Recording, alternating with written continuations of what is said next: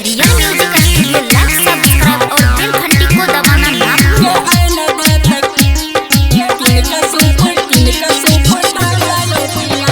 कौन असगर करब छठ के बारातियो पिया, कौन असगर करबे, कौन असगर करब छठ के बारातियो पिया।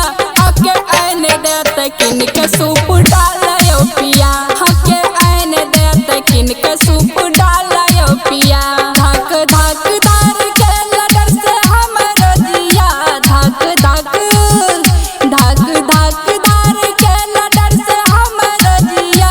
हके आने देते किन के सूप डालयो पिया, हके आने देते किन के नारियल के लायो पिया।